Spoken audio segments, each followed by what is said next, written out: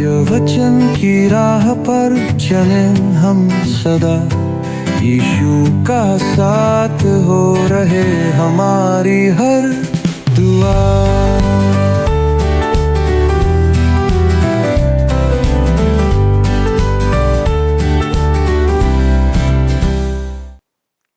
प्रिय दर्शकों, प्रभु यीशु मसीह में सलाम और सत्य वचन बाइबल अध्ययन में आप सभी का स्वागत है।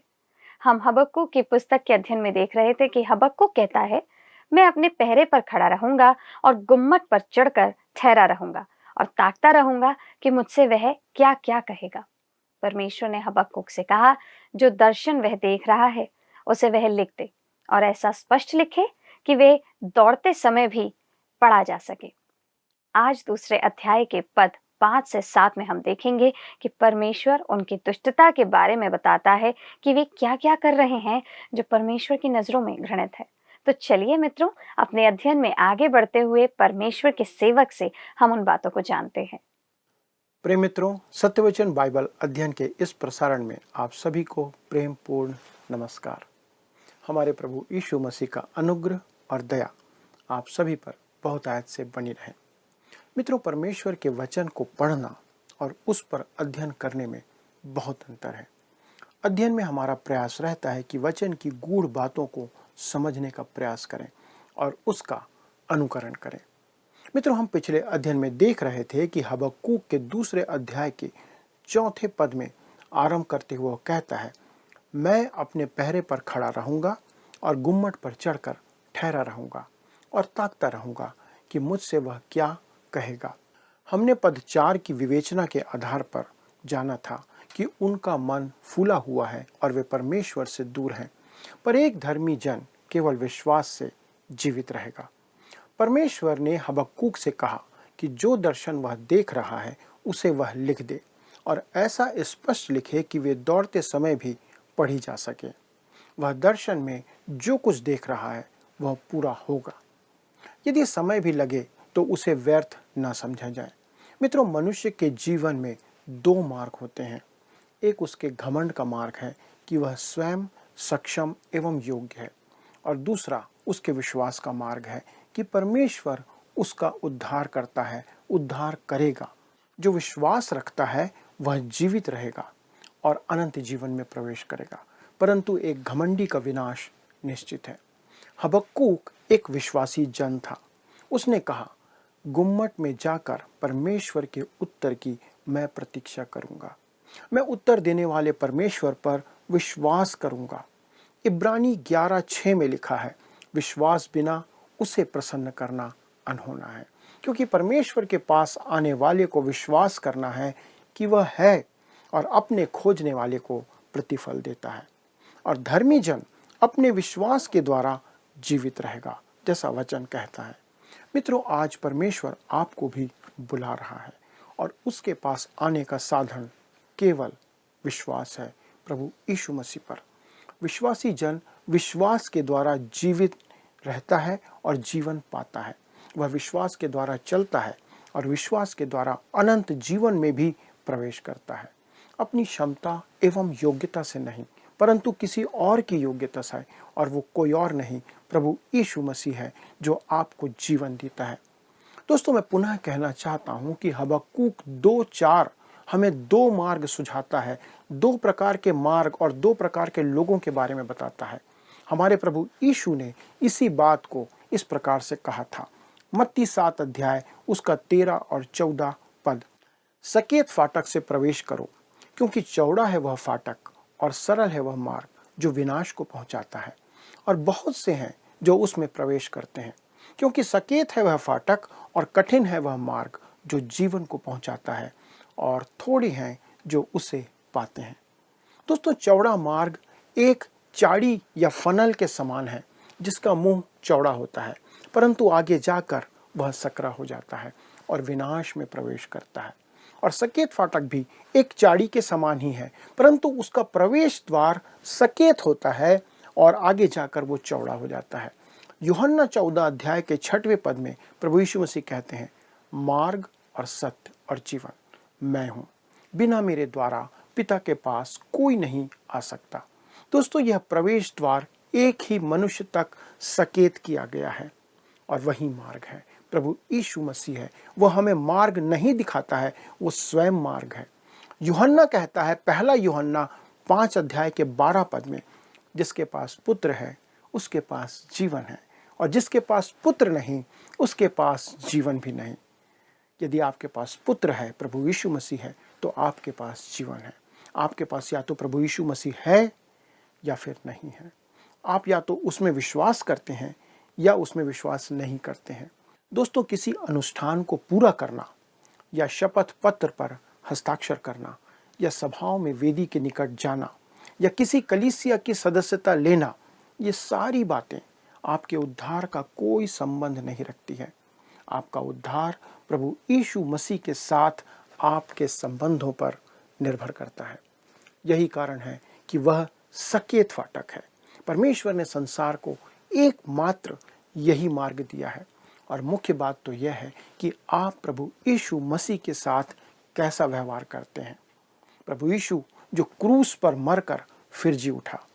यही कारण है कि प्रभु यीशु ने मत्ती 7 अध्याय में कहा था कि सकेत है वह फाटक और सकरा है वह मार्ग जो जीवन में प्रवेश करता है, और थोड़े हैं जो उसमें प्रवेश करते हैं।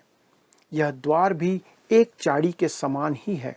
आप सकेत मार्ग से प्रवेश करते हैं जो कि मसीह यीशु है, पर जैसे ही आप प्रवेश करते हैं वह आगे सकेत होते नहीं जाता, परंतु वह चौड़ा होते जाता है। प्रभु यीशु मसीह ने यूहन्ना 10:10 में कहा था, मैं इसलिए आया कि वे जीवन पाएं और बहुतायत से पाएं। ओह, स्वतंत्रता और मुक्ति जो प्रभु यीशु मसीह हमें देता है, उसके तुल्य और कुछ नहीं है। दोस्तों, मैं आपको एक उदाहरण के साथ इस बात को समझाता हूँ। शराब और ड्रग्स की लत आपको स्वतंत्रता के चौड़े मार्ग की तरह लग सकते हैं, पर अंत में जाकर वे बर्बादी के सकेत मार्ग में बदल जाते हैं। एक विश्वासी जो सकेत फाटक से प्रवेश करता है, अर्थात प्रभु यीशु मसीह में विश्वास करता है कि वह उसका उद्धार करता है, वह उस स्थान में नहीं पहुंचता जो बहुत सकरा है। वह वास्तव में जीवन जी रहा है। यदि आपको जीवन चाहिए तो प्रभु यीशु के पास आज आ जाइए। दोस्तों, अब हम देखते हैं हबक्कूक के लिए एक दृष्टांत है जो यहाँ पर प्रकट किया है। आइए दोस्तों, अब हम उस समूह के बारे में देखते हैं जिनका मन परमेश्वर के साथ सीधा नहीं है। उनके लिए हाय लिखा गया है, विशेष करके यहूदा को लूटने और नष्ट करने वालों के लिए। दोस्तों, ये हाय 3-3 पदों के पद्य में लिखी गई है। आइए हम पढ़ें हबक्कूक 2 उसका 5वां पद। कैसा लिखता है? दाख मधु से धोखा होता है, अहंकारी पुरुष घर में नहीं रहता, और उसकी लालसा अधोलोक के समान पूरी नहीं होती, और मृत्यु के समान उसका पेट नहीं भरता।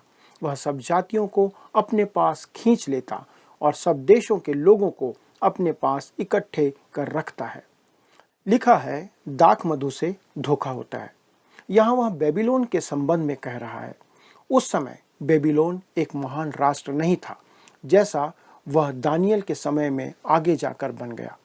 उनका पहला दोष है कि वे दाख मधु से धोखा खाते थे और घमंड से भरे हुए थे।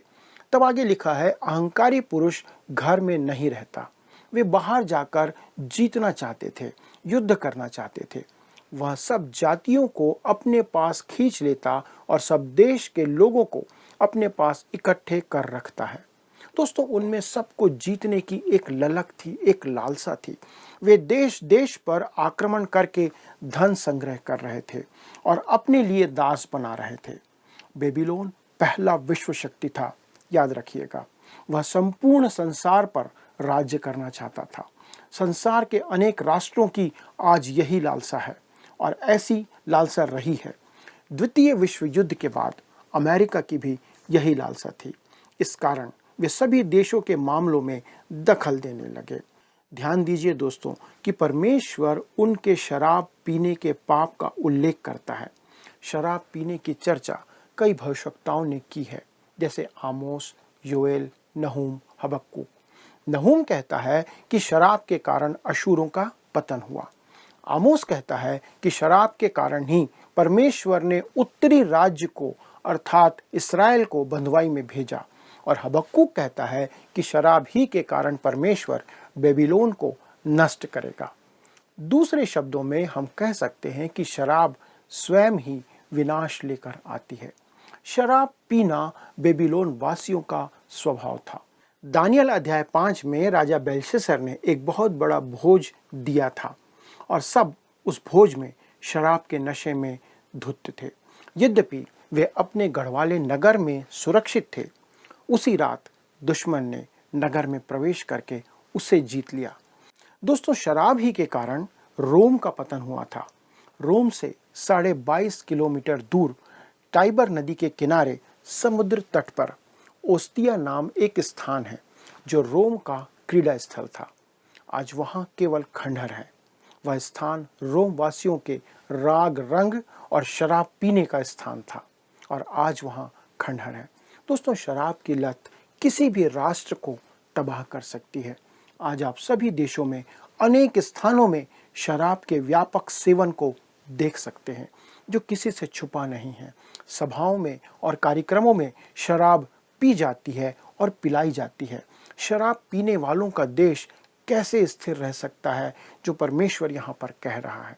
हबक्कुक की इस छोटी पुस्तक में परमेश्वर कहता है कि शराब ने उन्हें घमंडी बना दिया था और वे नरक के सदृश हो गए थे। वे सब कुछ निगल जाना चाहते थे।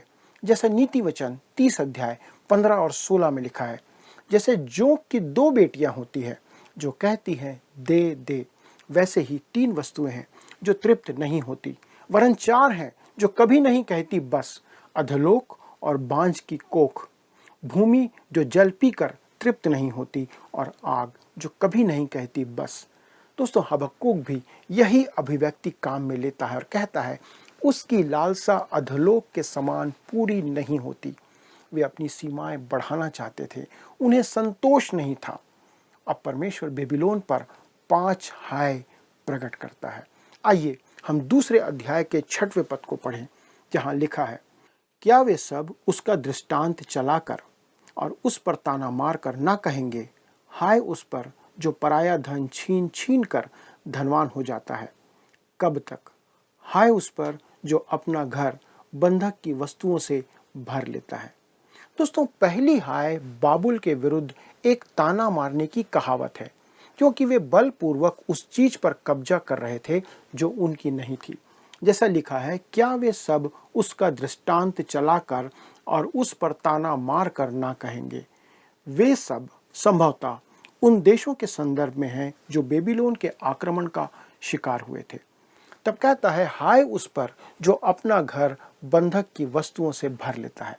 इस वाक्य का अनुवाद ऐसा भी हो सकता है कि हाय उस पर जो लूट की वस्तुओं से धनी बनते जाते हैं। अपने परिश्रम के धन से संपत्ति खरीदना एक बात है, पर ताकत, बल या बेईमानी की कमाई से उसे लेना परमेश्वर के दृष्टि में हाय है, शाप है और उससे परमेश्वर घृणा करता है। परमेश्वर बेबीलोन पर हाय की घोषणा करता है क्योंकि वे अधिक चाहने की लालसा से दूसरों का सामान लूट रहे थे। आप देख सकते हैं कि परमेश्वर ने मनुष्य को आदेश दिया था कि तू अपने माथे के पसीने की रोटी खाया करेगा, पर यहाँ वे दूसरों के पसीने की रोटी खा रहे थे। बेबीलोन चाहता था कि कोई और पसीना बहाकर रोटी कमाए और वे उसे जबरन छीन ले। यह उन पर पहली हाय है। परमेश्वर उन्हें इसके लिए दंड देने जा रहा था और इस काम को करने में परमेश्वर धर्मी और न्यायी ठहरेगा। तब पद 7 में वो क्या कहता है, जो तुझसे कर्ज लेते हैं, क्या वे लोग अचानक ना उठेंगे, क्या वे ना जागेंगे जो तुझको संकट में डालेंगे। जैसा लिखा है, क्या वे ना जागेंगे जो तुझको संकट में डालेंगे। यह वही सिद्धांत है दोस्तों, मनुष्य जो कुछ बोता है वही काटेगा। परमेश्वर क्या कहना चाहता है, तुम किसी और से छीन कर ले लो और कोई दूसरा तुमसे छीन कर ले लेगा। सच्चाई यह है कि जब मादी फारसी महान राष्ट्र बने तब उन्होंने बेबीलोन पर आक्रमण किया और कब्जा कर लिया। रात में फरात नदी से होते हुए वे बेबीलोन में प्रवेश कर गए जो उस नगर से होकर बहती थी। दोस्तों, उन्होंने पानी का बहाव रोक दिया और जब पानी रुक गया तो सूखी भूमि से होते हुए वे नगर में घुस गए। तब मादी सेनापति गेब्रियास उनकी सेना लेकर उसी नदी के रास्ते बेबीलोन में प्रवेश कर अचानक ही उन पर आक्रमण कर उन्हें कब्जा कर लिया। मित्रों, परमेश्वर के नियम और विधियां बहुत स्पष्ट हैं। आप उसे दरकिनार करके जीवन में आशीष प्राप्त नहीं कर सकते। परमेश्वर सब बातों का हिसाब रखता है, जैसा उसने बेबीलोन और अशूर के साथ किया। वह अन्य राष्ट्रों के साथ भी यही करने जा रहा है। पर आज परमेश्वर लोगों को समय दे रहा है कि हम उसकी विधियों और आज्ञाओं पर लौट आएं। नहीं तो हम नहीं जानते कि उसके धीरज का बांध कब टूट जाएगा, कब उसका सब्र समाप्त हो जाएगा, कब समय पूरा हो जाएगा। तो आइए मित्रों, हम परमेश्वर की परीक्षा ना करते हुए अपने जीवन का अवलोकन करें और वचन के अनुसार सत्य के मार्ग पर सत्य वचन के साथ लौट आएं। आइए हम प्रार्थना के साथ अध्ययन समाप्त करें। स्वर्गीय परमेश्वर पिता, प्रभु, इतिहास प्रकट करता है कि आप एक सच्चे सामर्थी परमेश्वर हैं। प्रभु, आपने इतिहास में ऐसे कार्य किए हैं जो आज आपके वचन में और हमारी इतिहास की पुस्तकों में लिखे हुए हैं। हम इनके द्वारा इस बात को जानते और विश्वास करते हैं प्रभु कि आप हमारे जीवन में भी हस्तक्षेप करने वाले परमेश्वर हैं। प्रभु, आज आप हमारे जीवन में उन बातों को आने देते हैं और उन बातों के द्वारा आप हमें शिक्षा देना चाहते हैं कि हम आपकी ओर फिरें। पिता परमेश्वर, आज कितने ऐसे लोग हैं हमारे दर्शकों में से जो कि उन परिस्थितियों में आ चुके हैं जब वे आपसे दूर चले जा रहे हैं। प्रभु, हमारी आज प्रार्थना है कि ये वचन उनके लिए एक चेतावनी ठहरे, ये उनके लिए एक अलार्म ठहरे कि प्रभु वो इसके द्वारा आपका वचन सुनकर आपकी ओर लौट आएं। क्योंकि प्रभु, आप दंड देने में भले ही विलंब करते हैं, लेकिन निश्चित आपका दंड आता है।